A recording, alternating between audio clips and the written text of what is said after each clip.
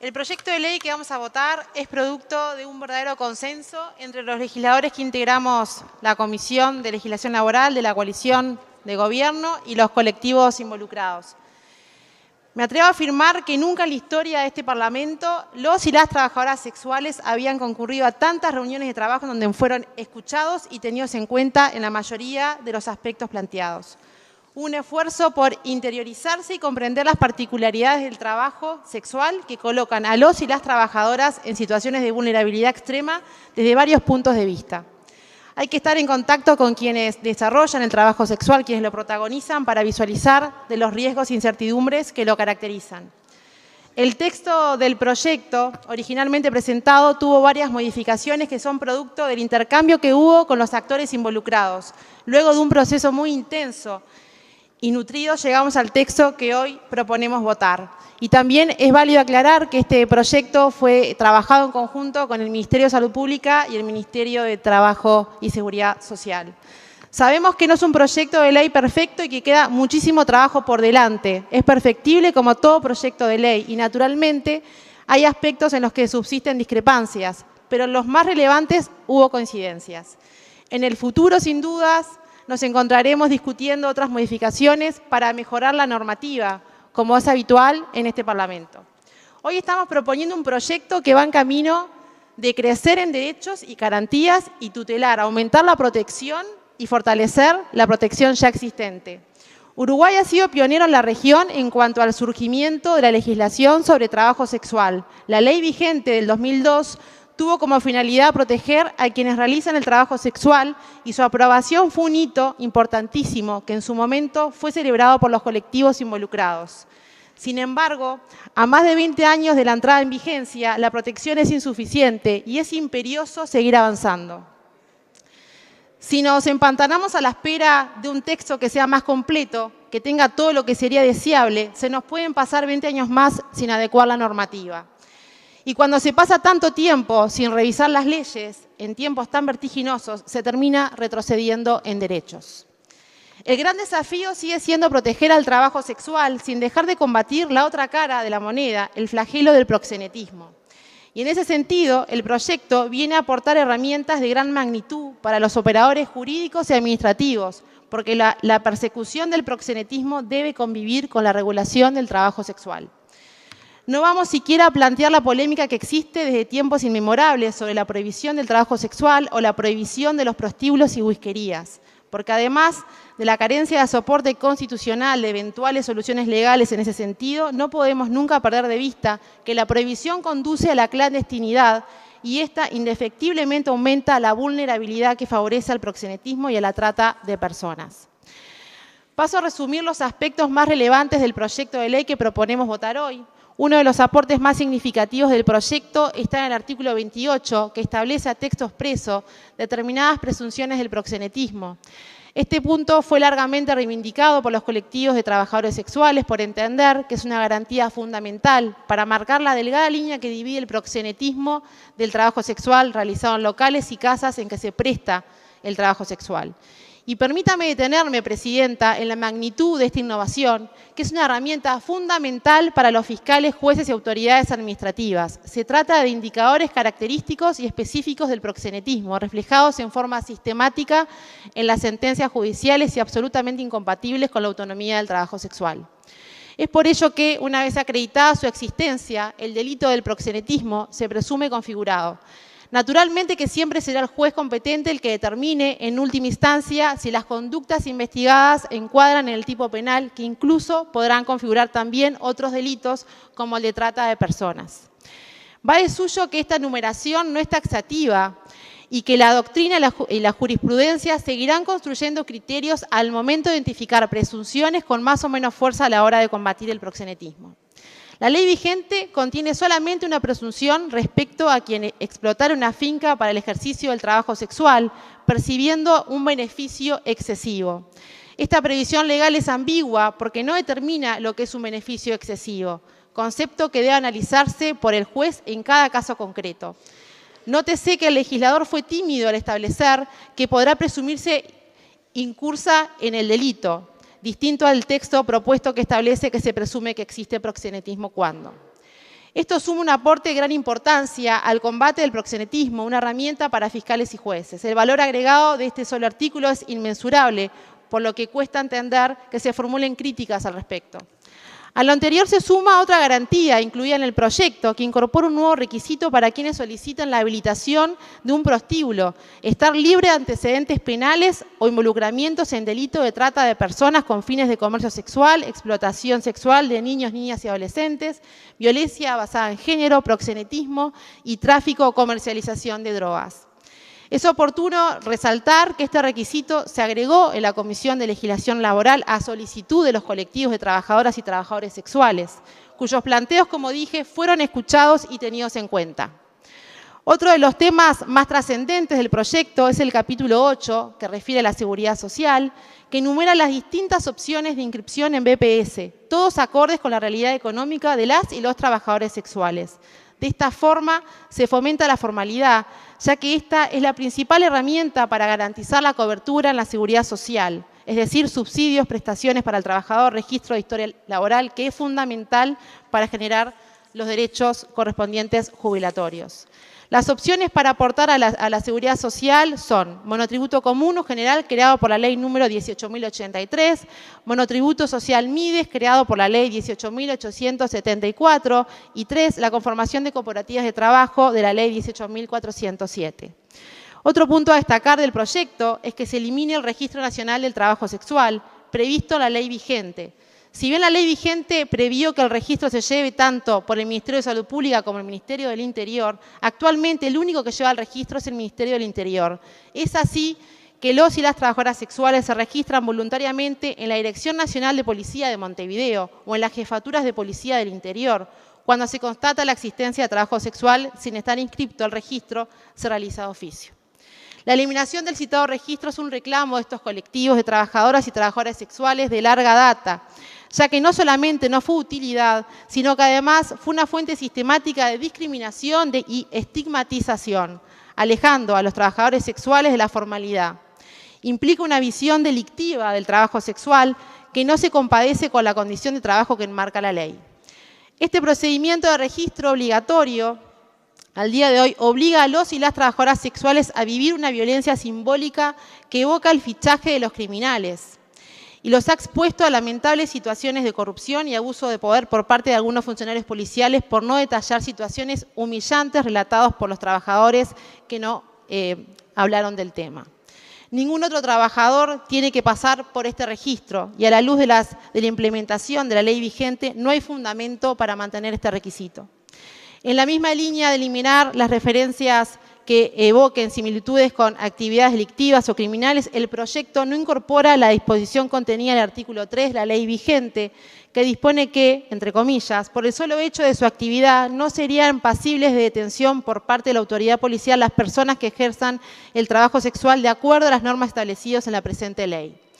Por otro lado, el proyecto dispone que los prestadores de salud a los que se afilie el trabajador sexual tendrán a su cargo la atención integral que compendrá, entre otros aspectos, la educación y la promoción de la salud, rompiendo así el clásico enfoque restringido en los controles de salud referidos a enfermedades de transmisión sexual. Se otorgará una libreta de control sanitario cuya vigencia será de 6 meses, salvo que el médico tratante considere una vigencia menor por motivos de salud del paciente. El concepto de salud integral, incluyendo así aspectos hasta ahora no visibilizados, como ser la salud mental de los y las trabajadores sexuales. El proyecto prevé la incorporación del MIDES en la integración de la Comisión Nacional Honoraria de Protección de Trabajo Sexual. Hasta hoy el MIDES no integraba esta comisión, porque en el momento de que se entró en vigor la ley que data del 2002, no estaba este ministerio todavía creado. Este detalle es muy importante porque el MIDES es por excelencia el órgano estatal más adecuado para dar apoyo a los y las trabajadoras sexuales, ya que los programas y el personal del MIDES están pensados y preparados para atender situaciones de especial vulnerabilidad. Dado que estamos hablando de personas que están expuestas a riesgos y realidades que muy pocos o quizás ningún otro colectivo de trabajadores estén expuestos, no podemos dejar afuera de esta comisión un ministerio tan específico como lo es el MIDES. El proyecto también innova al establecer que el INEFOP trabajará en coordinación con el Ministerio de Trabajo y Seguridad Social para impartir cursos específicos para los y las trabajadoras sexuales, teniendo en cuenta sus particularidades, horarios de trabajo y asegurando que el contenido de los mismos sea viable y adecuado para la promoción de la reinserción en el mercado de trabajo. Una vez más, se considera los especiales y diferenciales características del trabajo sexual. Se consagra texto expreso el derecho de las y los trabajadores sexuales y sus familias a ser respetados en el uso y goce de sus derechos fundamentales, así como el derecho de dichas personas a la no discriminación, acoso o violencia de ningún tipo. Naturalmente que estos derechos son inherentes a toda persona, pero aún así preferimos ser redundantes, atento a lo que se nos ha manifestado respecto a la intensa discriminación social que afecta a los y las trabajadoras sexuales y sus familias. No debería ser necesario que legislemos estos recordatorios, pero vaya si la realidad nos demuestra que la discriminación existe. Al tratarse de derechos, la redundancia no hace daño. Por eso este proyecto innova con estas declaraciones de derechos que no están a texto expreso en la ley vigente. En suma, vamos a votar con profunda convicción un proyecto de ley que suma derechos y garantías y refuerza los aspectos positivos de la ley vigente, como ser las potestades de la Inspección General de Trabajo y Seguridad Social. Se trata de un proyecto que refleja un profundo diálogo con los miembros de la comisión, con los trabajadores sexuales, un texto que fue modificado para adaptarse a las necesidades de los y las trabajadoras sexuales. Estamos poniendo sobre la mesa un proyecto con soluciones concretas que reconoce y otorga derechos fundamentales del derecho laboral y de la seguridad social, que a la vez aporta herramientas para la presunción del proxenetismo, uno de los flagelos más difíciles de combatir. Por eso nos resulta difícil de comprender que se diga que no se vota porque no es suficiente o porque es incompleto. Cuando tengamos sobre la mesa más propuestas para mejorar, con gusto las apoyaremos. Pero hoy no vamos a dejar pasar la oportunidad de avanzar en derechos. Las leyes son siempre perfectibles y nunca son perfectas. Se ha trabajado con mucha responsabilidad para llegar a un texto consensuado en conjunto con el Poder Ejecutivo. Si la oposición tiene tantas críticas y si existen alternativas, algunas mejores y más completas, ¿por qué no se llevan adelante en sus 15 años de gobierno? No parece de honestidad intelectual fundamentar la negativa en giros genéricos que ya hemos escuchado cada vez que se trata de avanzar en derechos laborales, porque a veces parece que a algunos les molesta o les duele que la coalición defienda estos derechos de estos trabajadores.